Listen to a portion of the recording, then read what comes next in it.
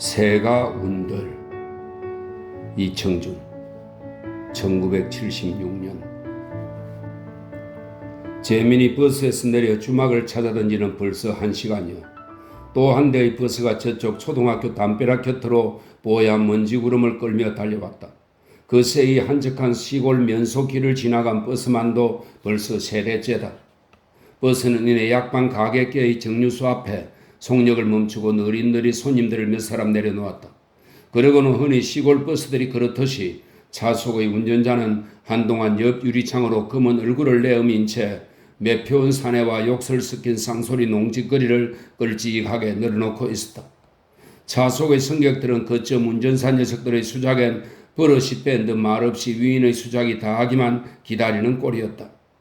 버스에서 내린 손님들은 그새 어디론가 제 갈 길들을 찾아 들었는지 모습을 찾아볼 수가 없었다. 이었고 운전사의 수작이 다하고 난 버스도 부릉부릉 시꺼먼 먼지를 일으키며 다시 약방 가게 앞을 떠나갔다. 유리창 밖 면소거리는 다시 지루하고 답답한 늦 여름날 오후의 정적만 가득했다. 더위 때문에 그런지 길을 지나다니는 사람조차 드물었다. 하물며 그 유리창 밖 길거리로 낯익은 얼굴이 스쳐가기를 바라기란 아무래도 터무니없는 노릇 같기만 했다. 버스가 떠나간 빈 거리를 바라보고 있노라니 재미는 갑자기 다시 가슴속에 텅 빈 듯 황량스런 절망기가 엄습해왔다. 부질없이 자꾸 시간만 초조해졌다. 혹시 아는 얼굴이 한 사람쯤 길을 지나칠까 싶어 차를 내리는 길로 곧장 이 길가 주막으로 숨어들어와 뽀얗게 먼지가 낀 유리창가에 주저앉아 홀짝거리기 시작한 낯술기가 어느새 가슴속을 그토록 더 황량스럽게 하는지도 알 수 없었다. 하지만 재미는 기다리지 않을 수 없었다. 참나무골 사람이든 누구든 사정을 알 만한 사람을 한 사람이라도 만나야 했다. 사정을 알고 있는 사람을 만나지 않고는 무턱대고 자리를 일어설 수가 없었다. 여기 술 한 대 더 주시오. 가게 안쪽마저 너무 조용했다. 그야 대낮부터 술손이 붐빌 리는 없었다. 손님이라곤 다만 재민 한 사람뿐 주점 옆에 내는 이 안주도 시키지 않는 떠내기 술손 따위엔 관심이 없는 모양이었다. 주문을 보탤 때마다 간신히 술 한 대씩을 가져다 놓고 빈번히 자기 술층 안쪽 내실로 모습을 걷어 가버리곤 했다. 그는 여자를 보지도 않고 무턱대고 내실 쪽을 향해 술 한 대를 더 청하고는 다시 창밖을 지키기 시작했다. 길거리 건너편 기와지붕 너머론 무견스런 여름 하늘이 끝없이 멀어져 가고 있었다. 꽃이 핀들 하는가, 새가 운들 하는가. 그 하늘의 어느 한 자락에서처럼 노인의 목소리가 문득 그의 상념 속으로 비집고 들어왔다. 꽃이 핀들 하는가, 새가 운들. 그는 자신도 모르게 마음속으로 그 소리의 환청을 따라가고 있었다. 그러다간 어느새 또 마음이 부쩍 조급해지기 시작했다. 어디로 가야 노인을 찾는다? 그새 여자가 놓아두고 간 술 주둔 자를 새로 비우기 시작하면서 그는 새삼스레 다시 창밖을 열심히 지키기 시작했다. 자신이 생각해도 어지간히 딱한 일이 아닐 수 없었다. 차를 내리고도 어느 쪽 어느 동네로 노인을 찾아 나설지 막막한 맹랑한 귀향길이었다. 하지만 그건 재민으로서도 이번에 처음 당하는 일이 아니었다. 고철장사인가 무언가 일대에선 술꾼으로 널리 이름이 나있던 그의 형이란 위인이 술값을 대다 마침낸 그 고철장사를 시작한다는 구실로 선대로부터의 집기둥을 팔아치울 모사를 꾸미고 나섰을 때부터 그의 귀향길은 늘 그런 시기였었다. 재민이 K시에서 고등학교 3학년을 다니고 있었을 때였다. 그해 여름 재민은 방학이되었어도 고향 마을 참나무골에 내려가 볼 생각을 못하고 K시에서 그냥 밀린 진학 공부를 계속하고 있던 참이었다. 하루는 시골집 노인으로부터 심상치 않은 소식이 날아들었다. 그야 아무리 진학 공부가 급하기로 하루 이틀 시골로 내려가 노인을 뵙고 올 수는 있었지만 술꾼인 형의 행패가 보기 싫어 처음부터 아예 K시에서 진학 준비에나 전념을 하기로 작정을 세우고 있던 그였다. 그의 형이란 위인은 전서부터도 그런 술꾼이었다. 남자 5 형제 중에 기운이 기우느라 그랬던지 8.15 해방을 전후한 2, 3년 사이에 그의 아버지와 삼형제 4사람이 차례로 세상을 등져갔다. 그리고 나서 남은 2 형제 중에 형이 된 사람이라도 좀 온전한 정신을 지녀 주었으면 별 탈이 없었을 것을 하나뿐인 형이란 위인조차 무슨 비운의 주인공이라도 된 것처럼 일찌감치 술을 배워 취중몽생의 가련한 세월을 보내기 시작했다. 남은 형제에게서 남아 이런 손을 보고 싶어진 노인이 남달리 서둘러 장가까지 들여줬건만 형이란 사람은 자신의 여자나 아이들마저 돌봄이 전혀 없었다. 사람만 만나면 술을 사고 싶어 했고 만나는 사람마다 함께 취해서 주유천하를 하고 다녔다. 시골 살림으로 농사가 모자란 편도 아니었지만 그 형의 술값 때문에 가게마저 온전할 수가 없었다. 노인은 마침내 아들의 주벽에 체념을 하고 말았다. 살림이 다 무너져 나더라도 집안이나 조용했으면 싶겠다는 시기 되었다. 집안에 분란이 끊이지 않았기 때문이다. 무엇보다도 집안 남정의 주벽을 견디지 못한 형수가 두 아이들을 데리고 친정집으로 피해 가버린 뒤로는 노인 혼자 도맡아 곤욕을 치러내야 했기 때문이다. 이 꼴 저 꼴이 다 보기 싫어 재미는 아예 시골집엔 내려가볼 생각조차 안 들었다. 형의 주정이 미웠고 그것을 곧잘 견뎌내는 노인의 처지가 짜증스러웠고 거기에 더욱 술만 취하면 눈빛부터 달라지는 형의 행패가 귀찮고 두려웠기 때문이다. 사정이 거점 되어 있던 여름이었다. 그리고 집안꼴이 그렇다 보니 필경엔 어느 쪽에서든 어떤 몹쓸 병고가 일고 말 것 같은 망연스러운 예감에 시달리고 있던 참이었다. 그런 그에게 어느 날 마침내 그 심상치 않은 거울이 날아든 것이다. 그것은 물론 그의 형에게서 온 글이 아니었다. 글씨도 쓸 줄 모르는 노인이 다른 사람을 시켜 쓴 대필 편지였다. 안에 급히 의논할 일이 있으니 하루만 틈을 내어 당신을 좀 보고 가라는 당부였다. 그는 불길한 예감을 안고 그 길로 참나무골 시골집 노인 곁으로 달려갔다. 그리고 저녁 무렵 마을로 들어서자마자 그는 그 불길한 예감이 부질없는 기우가 아니었음을 목도하게 되었다. 재민의 시골집은 참나무골 동네로 들어서서도 한 100여 미터쯤 좁은 골목길을 걸어가야 하는 곳이었다. 그리고 그 골목길 초입계에는 그의 어렸을 적부터 먼 친척간 되는 누님 한 분이 가난한 오막집 살림을 살고 있었다. 그 누님이란 사람이 저녁 어스름 속에 골목길을 들어서는 그를 어떻게 알아봤는지 돌각담 놈으로 불쑥 그의 발길을 불러 세웠다. 그녀가 혀를 차며 그에게 일러준 소린즉 그의 집이 이미 동네 다른 사람에게 팔려 넘어갔다는 통기였다. 집도 팔리고 세간도 이미 다른 이웃으로 옮겨간 다음이니 집에 가봐야 노인은 그곳에 계시지 않으리라는 것이었다. 그러면서 그에게 조금만 기다리고 있으면 노인을 찾아 모시고 와서 자기가 두 모자를 위해 모처럼 저녁이라도 짓겠노라. 서글픈 위로의 당부였다. 그녀의 귀띔에 그는 예상했던 것보다 훨씬 더 깊은 충격을 받고 있었다. 그는 불시에 그 기둥 위의 모진 도끼질 자국부터 머리에 떠올랐다. 몇 대 조부가 그랬다던가. 가난한 유민으로 마을에 들어와서 그 가난과 유랑살이에 지치다 못해 집이라도 한 칸 큼지막하게 지어 살고 싶은 소망이 벌어들인 것. 있는 것을 다 들어봤자 힘에 기운 집 짓기를 시작했었더라고 했다. 집을 한꺼번에 다 세운 게 아니라 집터만 우선 잡아놓고 힘이 조금씩 모아질 때마다 당신의 손으로 방 한 칸 떨이고 마루 한 칸 놓고 하는 식으로 몇 해씩 세월을 끌어가면서 그런데 그 집 짓기가 하도 고되고 긴 세월을 끌다 보니 그 조부는 어느 날 서름에 기운 팔자 원망 끝에 당신이 세운 마루 앞 기둥에 정신없이 도끼질을 하다 말고 어린애처럼 엉엉 통곡을 터뜨리고 말았더라고.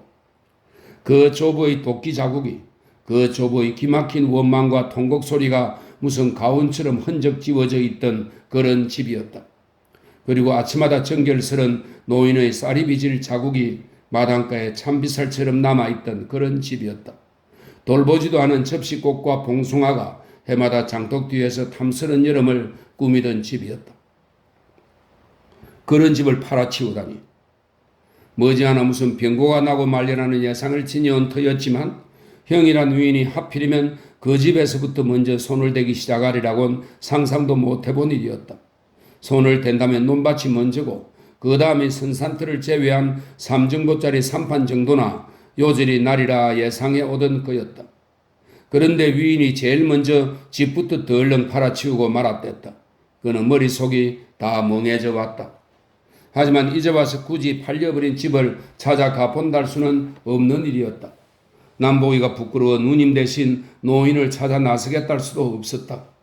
그는 공연히 죄라도 지은 사람처럼 나무 집 담벼락 뒤에 숨어서서 서성서성 하염없이 노인을 찾아나간 누님이 돌아오기만 기다리고 있었다. 하나둘씩 저녁 하늘에 돋아나기 시작한 밤 별들마저 유난히 멀어만 보이던 저녁이었다. 그런데 얼마쯤 시간이 흐르고 나서였을까? 여기가 네 집인데 내 자식이 여기 이러고 서 있더냐? 소식을 듣고 누님을 앞장서 달려온 노인이 어둠 속으로 불쑥 사리문을 들었었다. 그리고 노인은 사립을 들어서자마자 핀잔부터 앞세우며 그를 골목길로 끌어내갔다. 어서 가자. 집이 없더냐 길이 없더냐. 동네를 들어섰으면 곧 애미한 데로 오지 않고 어째서 그리 집도 절도 없는 길송골로 남의 집 사립을 들어섰더란 말이냐. 뜻밖에도 노인은 옛날 집으로 그를 데려가고 있었다. 노인은 이날도 그 집에서 그를 기다렸다는 것이었다. 재미는 처음 영문을 알 수 없었다. 집이 팔렸다는 말이 헛소리일 수는 없었다. 노인은 아마 이날까지 그를 위해 새 주인의 이사를 맡고 며칠 동안 그곳에서 아들을 기다린 모양이었다. 노인은 그가 아직 집이 팔린 줄 모르기를 바라고 있었던 게 분명했다. 집이 팔린 사실을 그가 이미 알고 있는 것을 모르는 노인의 거동이었다. 그 노인 앞에 그는 아무 말도 입을 열 수가 없었다. 노인을 따라 묵묵히 그 어두운 골목길을 뒤쫓아가고 있었을 뿐이었다. 노인 쪽도 집이 팔리고 안 팔린 일에 대해서는 가부간 말이 없었다. 하지만 노인과 그가 그 옛날 집 문간을 들어섰을 땐 이미 모든 것이 분명했다. 아니, 노인네가 아직 그에게 집이 팔린 사실을 모르고 있기를 바란 것 같았다는 소리조차 쓸데없는 그의 추측이었을 뿐이다. 집안 풍경이 모든 것을 설명해 주고 있었다. 집안에서는 온통 축축한 곰팡 냄새가 가득할 뿐 변변한 살림도구 하나 눈에 띄어오는 것이 없었다. 마당가 군데군데에선 삐죽삐죽 여름 잡초들까지 돋아나 있었다. 살림 사는 집이 아니었다. 세간을 비운 지가 한 주일은 넘은 집안꼴이었다. 아들에게 마지막 하룻밤을 지내게 해주기 위해 그날까지 노인이 새 집 주인의 이사를 미루게 해온 게 분명했다. 그러고서 노인은 어디선가 이날 다시 그 집으로 돌아와 아들을 기다렸던 게 분명했다. 하니까 물론 집안에선 그 노인 이외에 이미 친정으로 간 며느리뿐만 아니라 당신의 큰아들조차도 더 모습을 찾아볼 수가 없었다. 집이 팔리면서 사람과 가재도구들이 제풀에 다 산지 사방으로 흩어져 갔을 터이었다. 한데도 노인은 아직 안방 아랫목에 당신이 시집올 때 가져왔다는 낡고 작은 옷장 하나와 이불떼기 몇 조각을 사람 사는 집 치장으로 남겨두고 있었다. 노인에게서는 이날 밤까지도 아직 재민이 그의 눈으로 보고 느낄 수 있는 것 이상은 아무것도 더 자세한 이야기를 들을 수 없었다. 노인은 다른 때 그가 방학을 맞아 집을 다니러 갔을 때처럼 아무렇지도 않은 척 어두운 부엌에서 저녁을 지어내왔고 호롱불 아래 모자가 말없이 겸상으로 저녁을 끝내고 나서도 겨우 이제 내일은 이 집을 비워줘야 한다. 마지막 밤이니 편히 쉬거라. 앞도 뒤도 없이 한마디를 건네고는 그대로 그냥 잠자리를 깔아버린 것이었다. 재민으로서도 이제 더 이상 긴 이야기를 들어야 할 것이 없었다. 그는 노인의 심중을 헤아리고 있었고 노인 쪽 역시 그의 심중을 환히 다 들여다보고 있을 터였기 때문이다. 말은 없어도 이미 모든 일이 그렇게 너무 분명해져 있었다. 고철 장사 때문이란다. 너희 형이 이번에 마음을 좀 고쳐먹었는지 그걸 시작해보고 싶다는구나. 이곳저곳 시골 마을들을 돌아다니면서 헌쇠 조각을 모아다가 도예지 주물 공장에다 팔아넘기는 일이라더구나. 시골 구석에 무슨 쇠 조각이 그리 많은지 모르겠다마는 너희 형이 그래도 뭘 좀 해보겠다고 나선 일이니 집 없앤 것을 너무 상심해하지 말고 너 할 공부나 부지런히 계속해 나가거라. 마음을 늘 독하게 다잡아먹고. 다음날 아침에서야 노인이 당부 삼아 그에게 남긴 말이었다. 그러고 나서 노인은 그 아침서부터 벌써 그를 K시로 돌아가랬다. 재민 역시 이제 남의 집이 되어버린 곳에서 기분 언짢은 날을 보내고 있기는 무엇하든 참이었다. 노인이 집을 비우고 마지막 살림을 옮겨가는 곳이라도 알아두고 나선 아무래도 다시 길을 나서야겠다고 생각하던 참이었다. 하지만 노인은 그에게 그조차 용납하지 않았다. 집을 비우기 전에 그부터 길을 나서라는 재촉이었다. 너희 형이 일이 잘 돼 나가면 몰라도 내년에는 너희 우대학교 입학시험도 치러야 한다면서 지금 이런 형편으로야 어디 입학금 마련인들 손쉬울 수 있겠더냐. 그래서 이번 일은 너희 형을 핑계 삼아 그것도 좀 함께 마련해 볼 양으로 저지른 일이었더니라. 그러면서 입학시험이 반년도 더 남은 그의 대학 진학 자금조로 배 보자기 속에 꾹꾹 눌러 묶은 20만 원짜리 지폐뭉치 하나를 옷장 속 어딘가서 꺼내 건네주던 것이었다. 그리고 그걸 잘 지니고 곧장 길을 떠나라는 단속이었다. 재미는 물론 형의 술값 때문이 아니라 고철 장사 미천 마련을 위해 집을 처분했다는 노인의 말은 거짓임을 알고 있었다. 고철 장사라도 시작하겠노라는 형의 설득과 다짐이 있었다 해도 어차피 노인이 그것을 고지 들었을 리는 없었고, 설사 그 형이 정말로 그런 일을 시작했다고 해도 거기 무슨 기대를 걸었을 노인도 아니었다. 막상 마음을 고쳐먹고 고철 장사 일을 시작했다는 형의 근황이나 행방에 대해서는 여하간 말이 없이 입을 다물고 넘긴 노인이었다. 형의 술값으로 고스란히 집을 없애느니 거기서 얼마간 그의 학자금이라도 건져내 보자는 노인의 생각이 재미는 듣지 않아도 다 눈앞에 보이는 것 같았다. 당신을 좀 보고 가라던 노인의 사연도 그 돈을 그에게 안전하게 전해주기 위해서였음이 분명했다.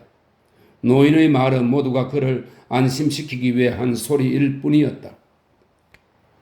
어쨌거나 그는 그쯤에서 다시 길을 나서는 수밖에 다른 도리가 없었다. 당신이 몸을 옮겨 담을 곳이나 보고 가져도 한사코 거짓 노여움을 꾸며짓는 노인의 고집을 이길 수가 없었다.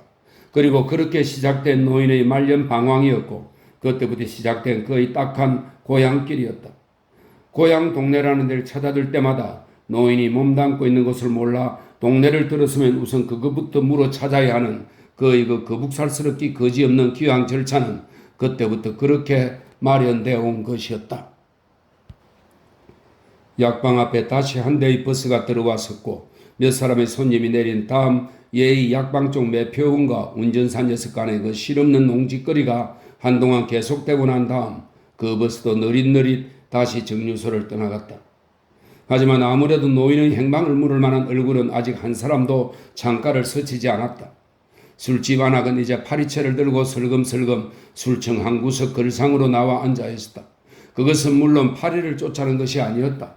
무작정 시간만 기다리고 앉아있는 낯선 손님의 거동이 그녀에게 아무래도 수상쩍어진 모양이었다. 헐끔헐끔 언제부턴가 자주 이쪽 동정을 훔쳐보는 기색이 여간만 예사롭지가 않아 보였다. 하지만 그는 여자의 거동 같은 건 아랑곳도 하지 않았다.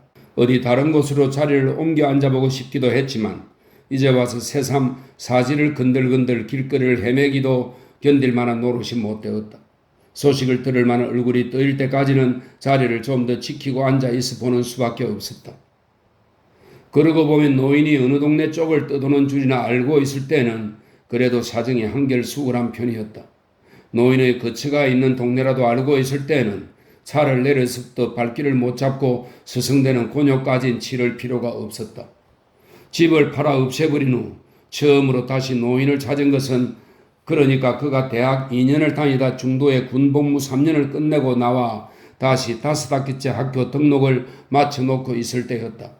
노인은 한 번 집을 팔아버린 후로는 당신의 주변 일을 알려오는 일이 없었고 그 역시 집안일이나 노인의 형편이 어떻게 돌아가고 있는지 소식을 물은 일은 한 번도 없었다.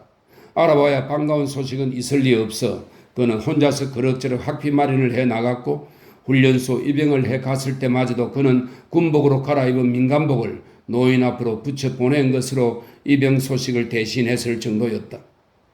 그런데 제대를 하고 나서 들려온 풍문이 이제 노인이 아예 참나무골을 떠나고 말았다는 것이었다.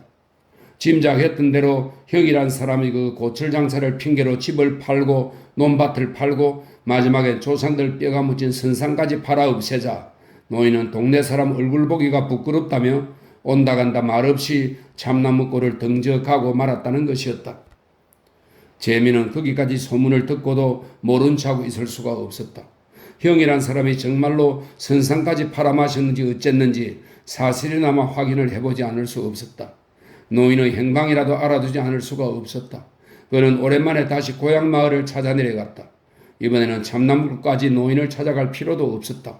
차를 내리자마자 면소 정류소 앞에서 마침 아는 사람 하나를 만나 그쪽에서 먼저 노인의 거처지를 알려준 것이었다. 그리고 그때부터는 아예 버스를 내려서부터 노인이 몸을 의탁하고 있을 마을을 번번이 다시 물어야 하는 처지가 되어버린 것이다. 노인은 그 무렵부터 옛날 참나무골에서 10여리쯤 떨어진 같은 면내의 한 일가댁에다 조그만 방 하나를 얻어 거기서 당신 혼자 끼니를 끌어가고 있었다. 그 형이 논밭의 선산을 모두 팔아 없앴다는 소문도 물론 사실과 어긋남이 없었다. 그런데 그때 문득 재민은 노인의 주변에서 이상스럽게 은차는 일이 일어나고 있음을 알아차렸다. 노인의 방 선반 위에 커다란 소나무 관 하나가 길게 얹혀 있었다. 노인의 집이라는 것이었다. 노인은 한사코 그걸 당신의 집이라고 말했다. 살아있는 육신조차 의탁할 데가 없는 팔자에 노인에게는 언젠가 당신의 사후를 위해 미리 생전의 모습을 담아놓은 커다란 사진 한 장이 마련되어 있었다. 그런데 노인은 집을 팔아 없애면서 생전의 육신도 간수할 길이 없는 팔자가 죽음 뒤의 사진 따위가 무슨 소용이냐 싶어 당신 손으로 사진을 갈갈이 찢어 없애고 말았다 했다. 그리고 그 사진 대신 살아있는 동안에 당신의 몸을 담아갈 집이라도 미리 마련해 두어야 마음 놓일 것 같아 당신 자신의 주선으로 그 내세의 집을 마련해 놓았다는 거였다. 그러면서 마음이 은장키는커녕 할 일을 다 끝내놓은 사람처럼 그것이 지극히 만족스러운 표적이었다. 그 속에다가 당신이 입고 갈 수익감까지 차곡차곡 다 마련을 해 두었을 정도로 마음이 답답해져 있던 노인이었다. 노인은 마침내 당신의 마지막 길을 준비하고 있었던 것이다.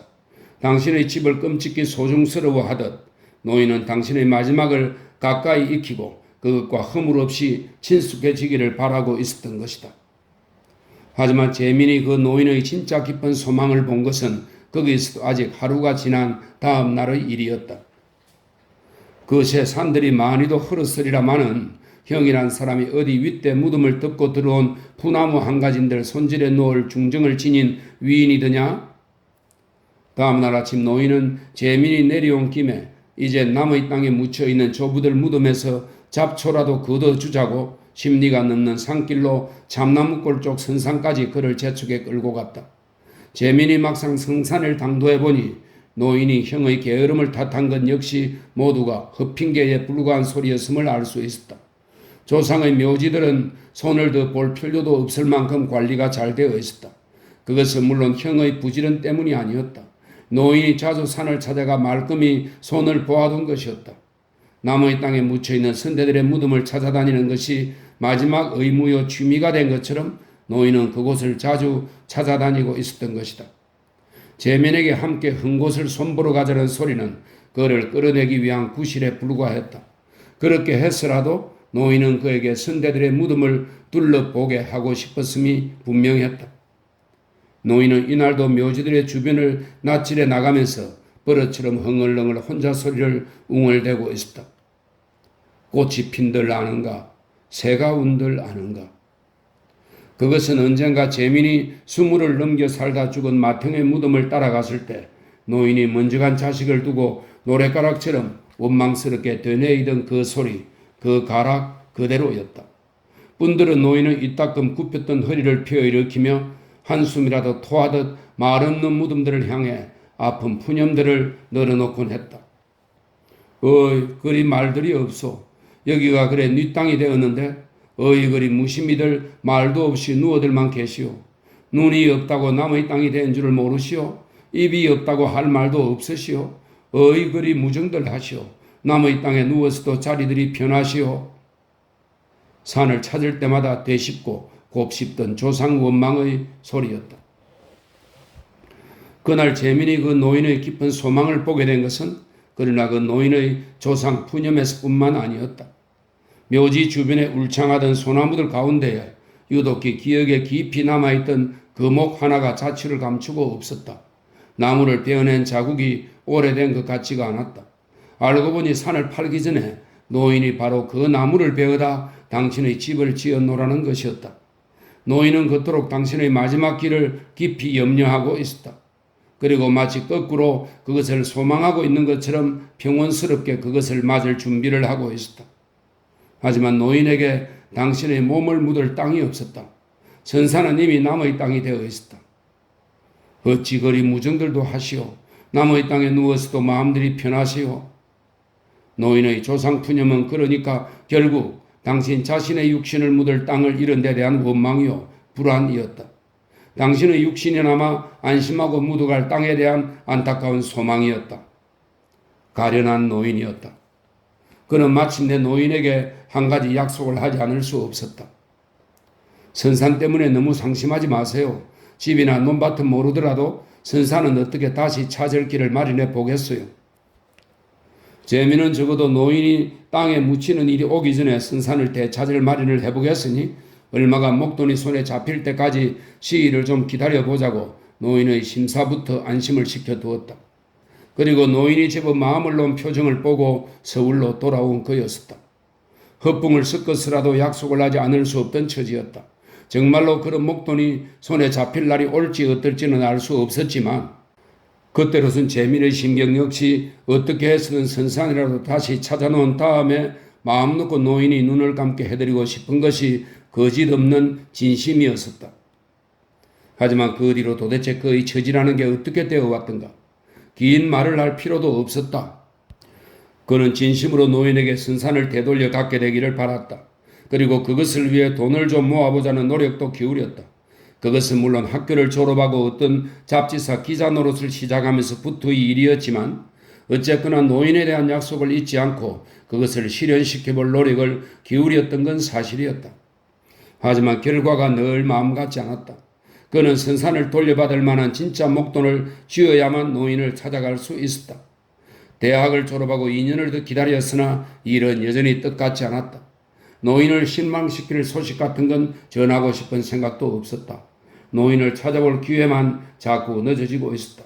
노인 쪽에서도 물론 소식이 있을 리 없었다. 노인이 어디로 또 몸을 옮겼는지 어쨌는지도 알 수 없었다. 노인에 대한 그 약속은 뒤늦게나마 노인을 자주 찾아뵙기라도 해야겠다는 결심마저 깡그리 허사로 만들어버렸다. 재민이 다시 노인을 찾아 고향길을 나선 것은 노인에게 그 소중스런 약속을 지니게 한 지 4년이 훨씬 더 흐른 다음의 어느 해 가을이었다. 버스가 다시 한번 뿌연 먼지를 일으키며 초등학교 담벼락 곁을 달려 들어오고 있었다. 눈에 익은 얼굴은 아직도 길을 스쳐갈 기미가 안 보였다. 길고 먼 여름에도 이젠 어지간히 열기가 기울고 있었다. 이젠 더 이상 어찌할 도리가 없을 것 같았다. 무작정 기다리고만 있다가는 남의 술층에 눌러붙어 밤까지 세우게 될 판이었다. 순서를 바꾸는 수밖에 없었다. 재미는 마침내 자리를 일어섰다. 그러고는 여태도 아직 술층 구석 탁자에 기대어 졸졸 파리를 쫓고 앉아있는 안악에게 술값을 치르고 천천히 가게 문을 나섰다. 노인의 행방을 알 수 없다면 해에 있을 때 먼저 참나무골이라도 다녀오는 게 좋을 것 같았다. 그는 그 참나무골의 산길 쪽으로 발길을 재촉하기 시작했다. 선산을 넘겨서간 참나무골의 새 산주인 영감을 만나보기 위해서였다. 차에서 내려 노인을 찾아본 다음 새 산주인을 만나보려던 것이 그의 애초 계획이었다. 노인의 행방을 찾아낼 수 없다면 산주인을 먼저 만나 노인의 집터부터 결판을 내놓는 것도 방법일 수 있었다. 노인을 먼저 만난데도 다음엔 어차피 서둘러 찾아봐야 할 사람이었다. 이번에는 무슨 수로든지 그를 만나 노인의 집터 문제를 결판내야 하였다. 참나무골을 찾아가 보면 노인의 행방도 알아볼 길이 생길 수 있었다. 그는 해지기 전에 참나무골을 들어서기 위해 발길을 더욱 다잡아대기 시작했다. 하니까 그 선산을 두고 노인에게 다짐한 재민의 약속은 4년 뒤에 그가 다시 노인을 찾아갔을 때도 여전히 시련불능의 숙제로 남아있었다. 그것은 사실 어쩔 수가 없는 일이었다. 그 4년 뒤에 갑자기 그가 고향마을을 찾게 된 것도 노인과의 약속 때문이 아니었다. 그해 가을 추석 전날의 오후였다. 어물어물 퇴근을 미적거리고 있는 그에게 느닷없이 한 통의 전보가 배달되어 왔다. 형 사망, 장례 완료. 장례까지 모두 끝내놓고 띄운 전보였지만 어쨌거나 그가 아무 마련도 없이 고향차를 탄 것은 그 한 장의 전보 때문이었다. 재민이 그 전보를 받고 형이란 사람이 마지막까지 술을 마셨다는 마을을 찾아가 보니 아닌 게 아니라 그는 훨씬 전에 벌써 매장일까지 깨끗이 끝이 난 다음이었다. 집과 논밭과 선산까지 모두 팔아마신 형은 동네 아이들에게 술단지와 소주병을 지워 강물가를 찾아다니며 약을 풀어 짱어를 잡고 그 장어를 강가에서 끓여 술을 마시다가 마침내는 그 술값마저 더 이상 마련할 길이 없게 되자 자신이 가지고 있던 마지막 장어 약을 틀어 마시고 강물가에서 숨을 거둬가고 말았다는 것이었다. 어째서 그에겐 형의 자살을 곧바로 알리지 않았느냐 하니까 그게 모두 노인의 고집 때문이었다고 했다. 누군가가 형이 죽었다는 소식을 노인에게 가지고 갔지만 노인은 아들의 매장도 보러 오지 않았다는 것이었다.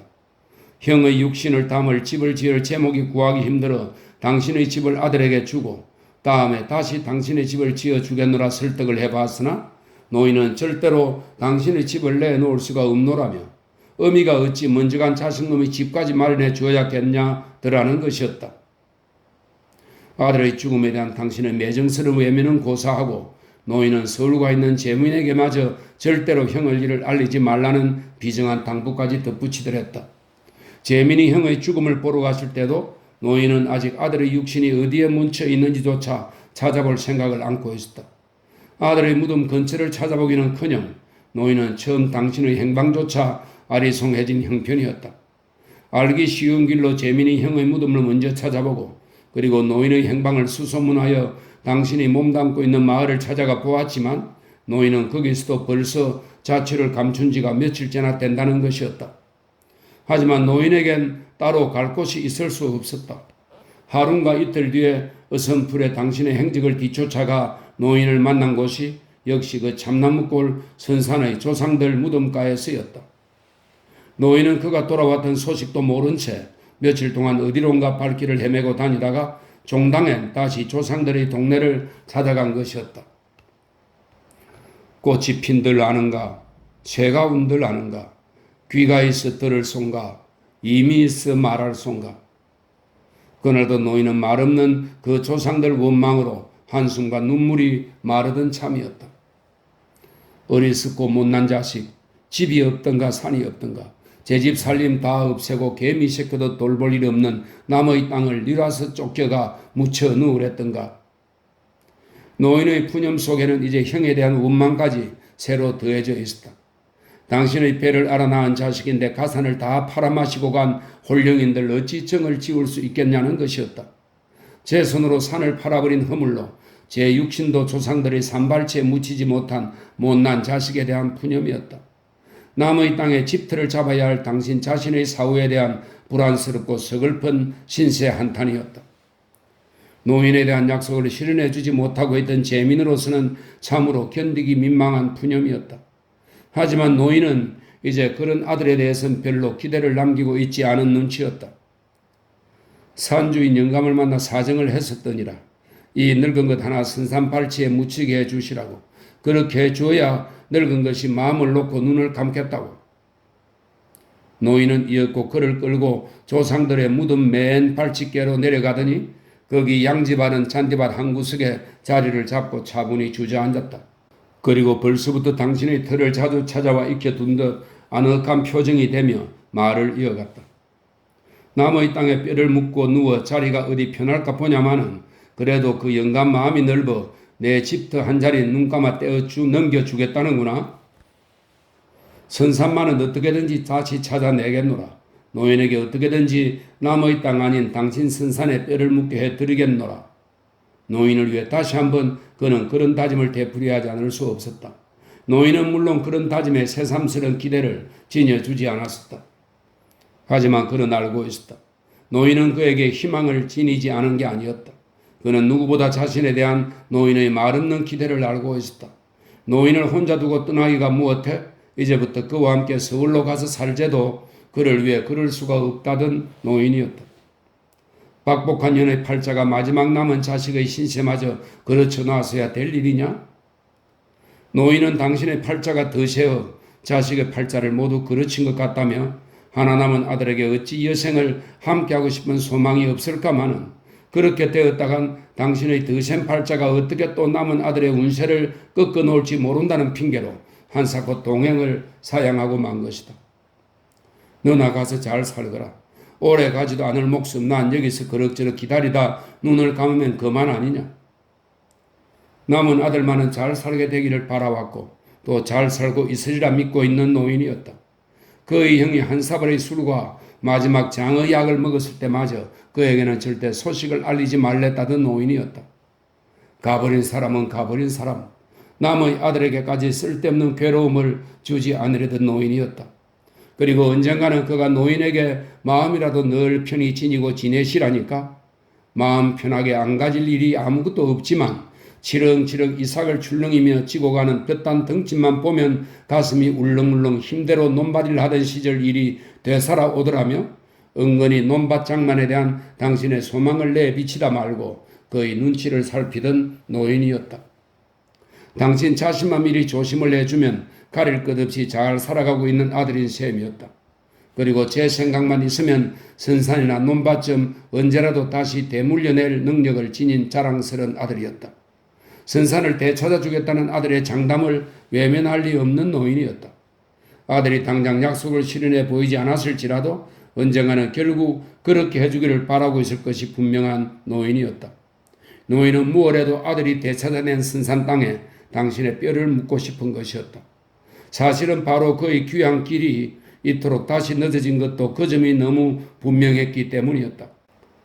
서울로 돌아오자 이번에도 그는 그 일부터 우선 매듭을 지으려 마음먹었다.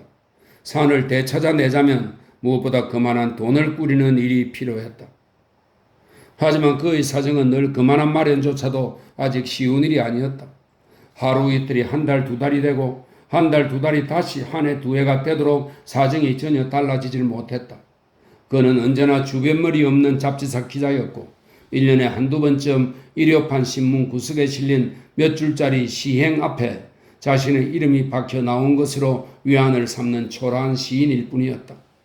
돈마련이 미치 안 되노라는 못난 변명을 노인에게 전해드릴 수도 없었다. 그런 소리는 아들에 대한 노인의 믿음마저 저버릴 위험이 있었다. 노인에겐 그저 아들이 좀 분주해서 신문에까지 자꾸 이름이 오르내리는 사람이라 바쁜 사람이 일에 바빠 틈을 낼 수 없어 그러거니 당신의 그 자랑스러운 신뢰감이라도 즐길 수 있도록 내버려 두어야 했다. 그는 노인에게 편지를 쓰지 않았다. 돈마련만 끝나면 노인을 직접 찾아가 뵈리라. 1년 2년 시일이 흐르다 보니 변명만 자주 쉬워지고 그 쉬운 변명만 실없이 늘어갔다. 노인에 대한 죄스러움도 세월 따라 덜해갔다. 종래는 노인 쪽에서 먼저 그를 향한 기대가 스스로 허물어져 나가기를 은근히 바랐을 정도였다. 하지만 그는 노인의 소망을 끝내 외면해버릴 수는 없었다. 더 이상 소식을 끊고 지낼 수도 없었다. 어느 날 그는 문득 성산일에 대해 얘기는 이런 방구도 없는 천년스러운 문안 편지를 노인에게 올려보았다. 노인에게서는 이렇다 저렇다 소식이 되돌아오지 않았다. 다음번에 노인과 형수와 조카들이 몸을 의탁하고 지낼 만한 동네마다 그를 띄워보았으나 그도 번번이 허사였다. 어렸을 적 마을 쪽에다 사정을 알아보려고 했지만 그쪽도 역시 마찬가지였다. 그러자 그는 비로소 생각이 미쳐왔다. 노인의 노여움이 이만저만 깊어진 게 아닌 것 같은 느낌이 들기 시작했다. 노인의 노여움을 더 이상 모른 척하고 있을 수가 없었다. 어떻게든 이번에는 당신의 집터이를 매듭지어 드리지 않을 수 없는 처지였다. 그렇게 해서 서둘러 내려온 5년 만의 고향이었다. 그러니까 이젠 노인의 연세가 80도 몇 해 남기지 않고 계시던가?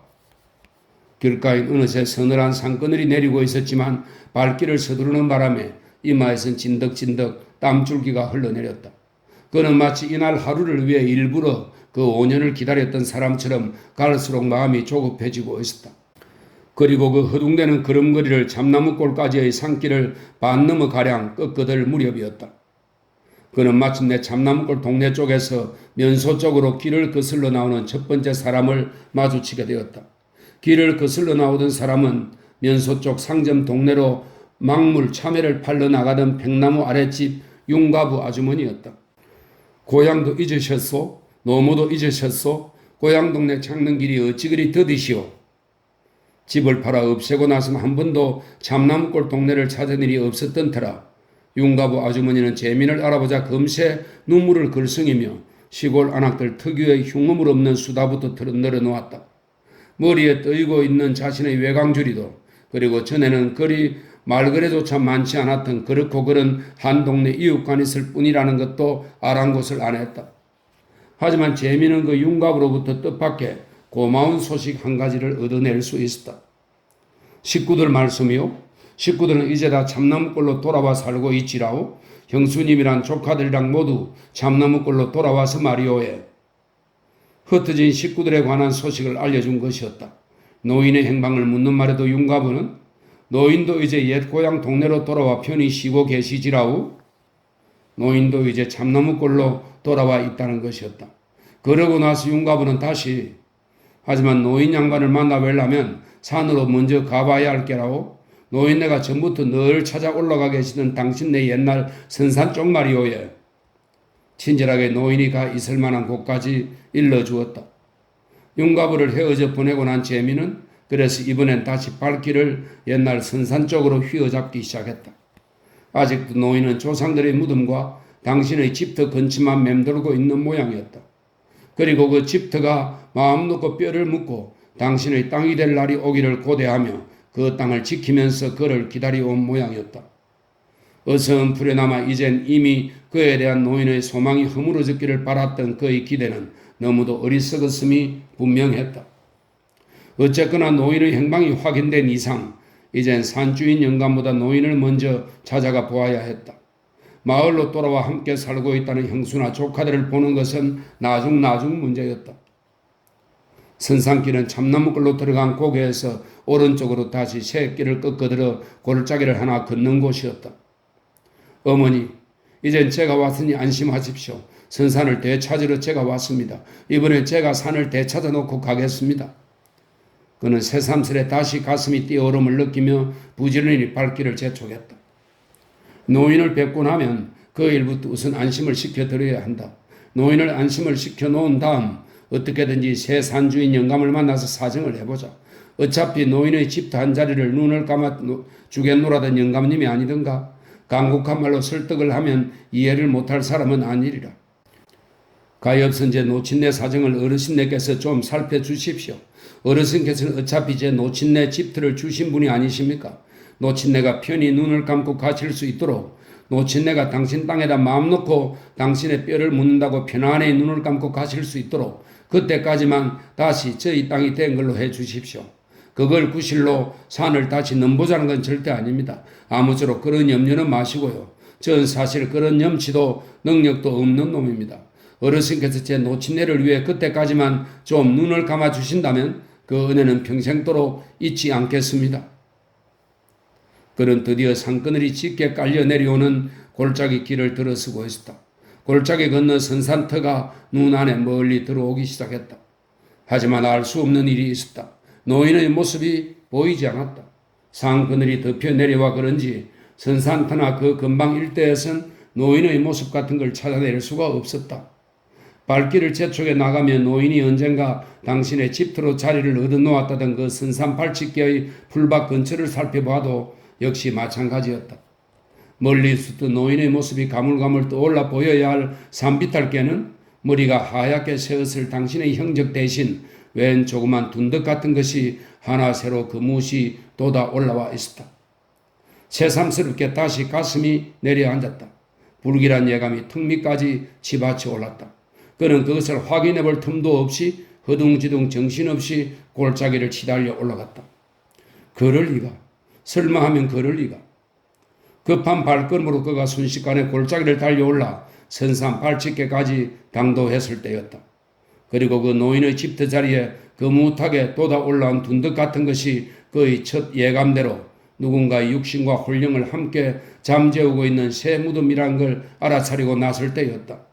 그것으로 그만 그의 소망과 조심스러운 계획들은 모든 것이 일시에 부질없는 것이 되고 말았다. 전에 없었던 새 무덤은 당신의 소망대로 언젠가 노인이 새로 지어간 당신의 마지막 집터임을 물어볼 여지도 없는 일이었다. 노인도 이제 옛 고향 동네로 돌아와 편히 쉬고 계시지라오. 하지만 노인 양반을 만나 뵈려면 산으로 먼저 가봐야 할 게라요.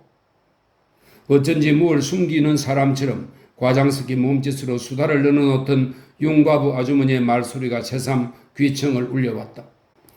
그리고 그 노인의 소식을 전하고 나서 죄라도 지은 사람처럼 허겁지겁 길을 비켜가면서도 혼자서 껄껄 혀를 차대며 한 번 더 근심스런 뒷눈길을 보내오던 그녀의 거동들이 불현듯 다시 눈앞에 떠올랐다. 그래서 그녀가 눈물을 보였던 것을, 그래서 노인에게선 그토록 소식이 없었던 것을, 형이란 사람이 죽었을 때도 그에겐 소식을 못 알리게 했다는 노인이었다.